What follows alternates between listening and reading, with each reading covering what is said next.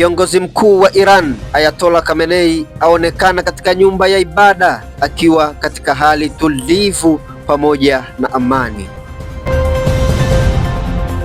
Tangu pale mgogoro wa Marekani pamoja na Irani toka ulivyochanganya na kuanza kushika kasi na kupelekea rais wa Marekani Donald Trump kutuma vikosi vya meli za kivita zenye kubeba mabomu pamoja na ndege zenye kushambulia kupelekwa kwenye bahari ya Ghuba ya Uajemi karibu na Irani tayari kuanza mashambulizi. Hapo ndipo kukazuka taharuki na taarifa zilizokuwa zinasambaa mitandaoni kwamba kiongozi mkuu wa Iran Ayatollah Khamenei yupo mafichoni chini ya mahandaki kuhofia kunyakuliwa na Marekani kama ambavyo alivyonyakuliwa rais wa Venezuela bwana Nicolas Maduro.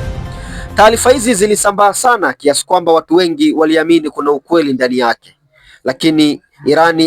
imetoa picha zikimuonesha kiongozi wao mkuu na kipenzi cha wana Iran Ayatollah Khamenei akiwa katika hali tulivu, huku akiwa mwenye kufanya ibada bila wasiwasi wowote, na si kweli kama inavyosemwa bwana Ayatollah Khamenei yupo mafichoni.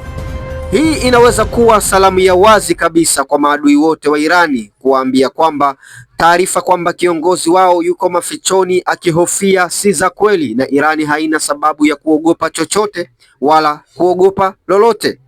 Na haikusemwa kwamba Ayatollah Khamenei picha hizi alikuwa chini ya mahandaki, bali picha hizi alikuwa katika hali ya kawaida, katika majengo ya kawaida juu ya ardhi na katika maisha yake ya kila siku.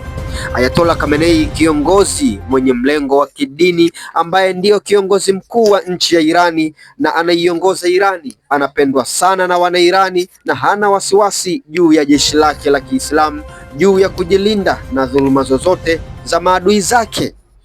Marekani imekuwa na mvutano wa muda mrefu pamoja na Irani, kitu ambacho kinafanya kupelekea mzozo wao kuwa katika hali mbaya zaidi.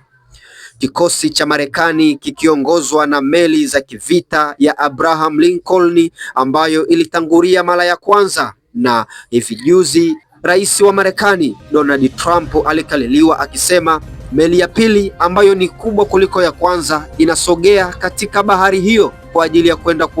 kuongeza nguvu. Lakini Irani nayo ikasema kwamba inaona kila ambacho kinafanywa na Marekani, hivyo Marekani haina sababu ya kujificha kwa sababu wao wanaona kila ambacho wanachokifanya.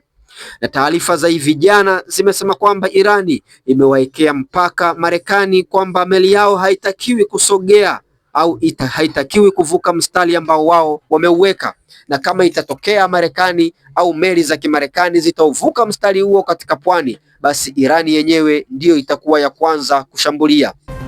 Lakini pia Irani imesisitiza kwamba Marekani inatakiwa kuchukua meli zake na kuzigeuza na zirudi Washington, kwani hakuna nafasi ya wao kufanya mashambulizi, na kama watajaribu shambulizi lolote basi wao kama Irani hawatohesabu kama ni kitu cha kujaribu au hawatohesabu kama shambulizi dogo, bali watachukulia huo ndio mwanzo wa vita kubwa na vita kamili ambayo itapambanwa kwa muda wote. Huku Irani imesisitiza kwamba wanajeshi wa Irani na silaha zake wapo tayari kwa lolote. Na jana au juzi rais wa Marekani Donald Trump au taarifa ya Washington ilisema kwamba Irani imeomba mazungumzo. Jambo hilo lilikanushwa vikali na waziri wa mambo ya nje wa Iran akisema Irani haijataka mazungumzo na ipo tayari kwa lolote.